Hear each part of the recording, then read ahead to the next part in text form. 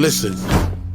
Kill, kill, kill. Find another black person, walk around, looking around, looking around, looking around, spotting another black person 2 blocks away. Don't fuck with me! Gravitate toward that person and find a reason to kill that person.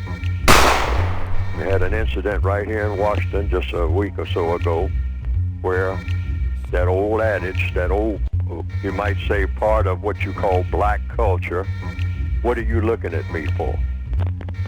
What are you looking at me for? I'll kill you, black person that looks just like me, because you looked at me. Now, white people look at you all day. White people look at you all day, or, you know, or they don't look at you because they don't even notice you because you're not that important. But here's some black person that you say, he's looking at me. What is he doing looking at me? And that's after going out of your way with a lot of us, let's tell the truth now, to get attention, doing everything you can to get attention, and then when somebody gives you the attention, what are you looking at me for? You don't know me. And then bang, because that's what happened the other day. Bang, bang, bang. I'll kill you. I'll kill you. Person who looks like me. Why? Because you looked at me. That's why. I will kill you because you looked at me. Now, what is the look supposed to do? Well, you looked at me. Well, what is looking at you got to do with anything? Well, I don't know. I don't know why I do anything. I'm black. I ain't got no reason for what I do. I just do stuff. Just walk around on the street all day like a zombie, looking for something to do, and usually it's something that makes no sense at all. Now, that's not all black people by any means, particularly throughout the entire world, but in the Northwestern Hemisphere, that's a part of the culture that's been passed on. I heard stuff like that back in the early 1940s at least. And apparently, Marcus Garvey knew all about it back in the 1920s. This is 2016. We need to examine what we call black culture in fine detail and stop skirting around it and find out exactly what is the root cause of all of this.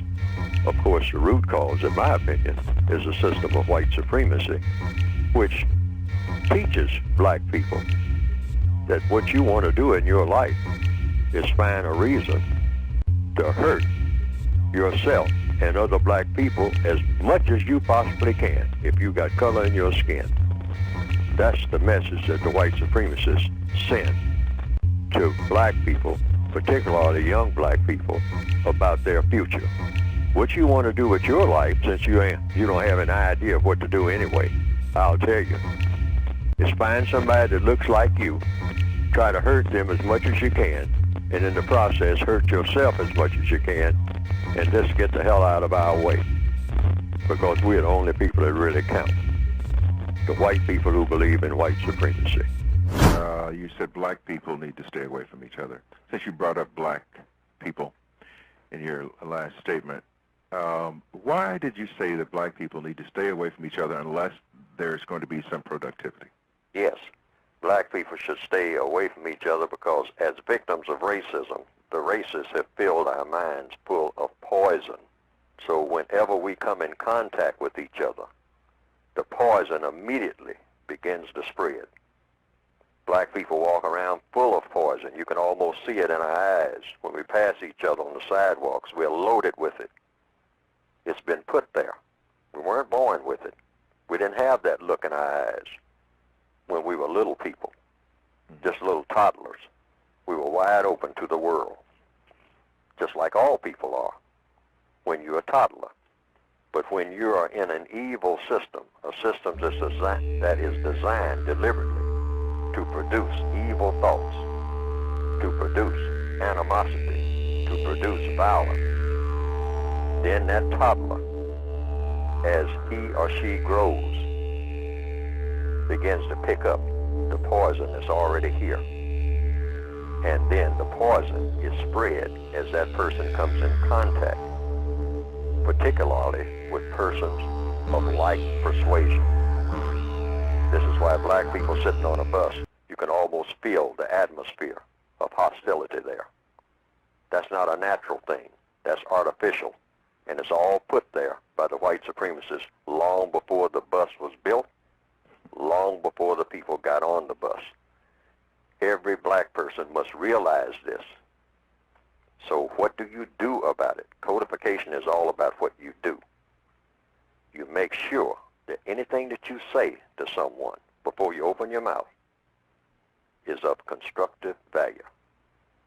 Anything that you do with someone, you sit down and plan it first and make sure that what you're planning is of constructive value. Otherwise, black people should go the other way when they see each other. They shouldn't even come in contact with each other. They should cross the street almost before they say anything to each other, because once they say anything, the poison starts, unless they already have something in mind to say that is of constructive value. Now, we just tried this. This is what you call the process of counter-racist codification. You're working against racism right there. But see, black people just cannot continue to do like they're doing, and that is wait until they make contact and then try to figure out what to say and what to do, and it comes out all messed up right from the jump. As we well know from experience, we should have learned that by now. So we should agree that we avoid each other. Avoid each other like we are carrying SARS. That's what I was going to say, put in the terms of that we're carrying viruses. Yes. Yes. There is such a virus as, social viruses that we send, messages that we send with eye contact, with everything. This is why you'll find a black person who will gun down someone with a 9mm in a line in a grocery store about nothing but a look. Mm-hmm. We're so full of poison, we're loaded with it. So if we back off from each other, avoid each other, and say, now I'm not going to say anything to this person that I see coming a block away unless it's something constructive. Otherwise, I'm going to avoid eye contact and every other kind of contact. Well, see, now, there is a governor on black people where that poison doesn't take place. And that is when that same black people, two black people coming down the street, they will start building up poison for each other a block away. But when they come in contact with white people, the poison is nullified because they know that white people can put a hurting on them. They know where power really is. Unless, of course, they happen to corner some white person off somewhere in an alley or something. But black people don't have that automatic poison rising to the surface because the poison hasn't been put there for them to have that kind of animosity toward white people. Now, that's not to say that it should be there, but the poison shouldn't be there at all. Black people should be like Mr. Rogers when it comes to interacting with each other. Is this subconscious that we have this poison in us and that are not aware of it? And I know that the answer to the question, but I have to pose the question to you. We're not only aware of it, we have come to glorify it. Black people wake up in the morning thinking about how we can spread poison among each other. Consciously and we call or subconsciously? It's conscious because now it has become the black lifestyle. We call it the ghetto lifestyle. We call it the black community lifestyle. It is a major disaster of the planet. Major. This is why we slaughter each other all over the planet in huge numbers, just like it's nothing at all. It's nothing like the sound of the 9mm, one of Adolf Hitler's favorite cartridges. Hitler's been long dead, and he is reported to have not cared very much for black people. But one of the bullets that came out of World War II was a 9mm cartridge, and it is being used everywhere among black people and glorified as the principal instrument for spreading poison and making death among black people wherever they happen to be. The sound of the 9mm in the night. Pow, pow, pow, pow, pow. Glorified and enjoyed by many black people wherever they happen to be. It is a total universal disgrace. But we have that. So how do you avoid it? Avoid contact. A bunch of black people getting together, 10 of them, with no constructive agenda, always means something ugly. Always. No constructive agenda. Pre-planned in detail. The Million Man March worked because it was pre-planned. So what about it was of constructive value, and so everyone understood that. See, it's not something that's in the people by nature. Uh-huh. It's something that's carefully planted there. So you can plant, you can remove that, if no more than just temporarily, by having a plan. Say now, when everyone does this, when we all come together, the agenda is as follows. Everyone will deport themselves with decorum. There will be no throwing down of trash. Mm-hmm. And if you happen to throw some down or see some that's been thrown down, pick it up and put it in a receptacle. Now see, this is a pre-plan. Now black people work very well. This is why the churches, for the most part, work. When black people come to church, they have a code. That's what I was going to ask you about the black church. So black people, well, right. When black people at least come to church, they at least have an agreement in advance. Mm-hmm. So we're going to kind of act like for a few hours we have some sense. Mm-hmm. Unlike the way we acted before we came in here, even though when we leave here we're going to revert to type. But for 2 or 3 hours, we're going to go according to the little code that we have set up about the way you conduct yourself during these services. And so that's just a little respite. What about religion? Well, religion is nothing. Here again, you define what is a religion. It's a strong belief backed up by action. Okay. Now, the strongest religion on the planet is the religion of white supremacy. Now, a person might say, well, white supremacy is not a religion. Yes, it is. It's a strong belief backed up by action that has a God. Well, what is the God of a white supremacist? The God of a white supremacist is a white supremacist. They are their own gods. This is why they are very determined and very focused and very arrogant and very efficient.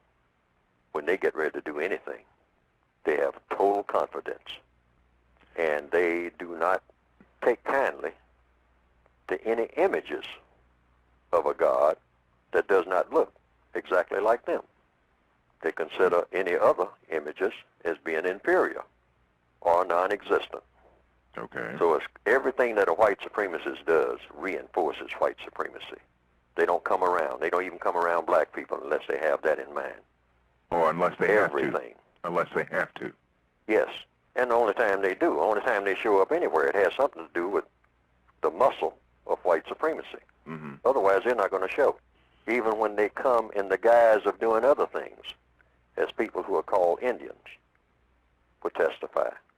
They'll say that they come, here again with the words, the forked tongue. And they're very efficient. But I don't want to spend all of the day just talking about what they do. A lot of people are familiar with that. And a lot of people may not be.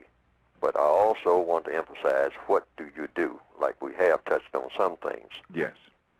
In every instance, meaning in every situation that you're in, there should be a prescribed way. That's the one thing that black people do not have, is a codified way of handling every situation. Not some, not guesswork, not shuffling and head scratching and wondering what to do or what to say, but precision work. That's the one thing that's missing. That's the one thing that has been missing ever since everybody started trying to deal with racism. Now, some people have said they've seen some cartoons of my work on the internet that have been presented, and that it pretty well embellishes what I have been trying to say in my textbooks. And to the extent that it does that, well, that has been, from what I understand, some people reported to me, a plus. Because they didn't understand what I had written very well, but when they saw those cartoons that just repeated what I was saying and attaching my name to it, and came right out of the book, the material did, they say that they better understood it. And I can understand that because people are kind of visual, particularly in the year 2021 now, more visual than ever.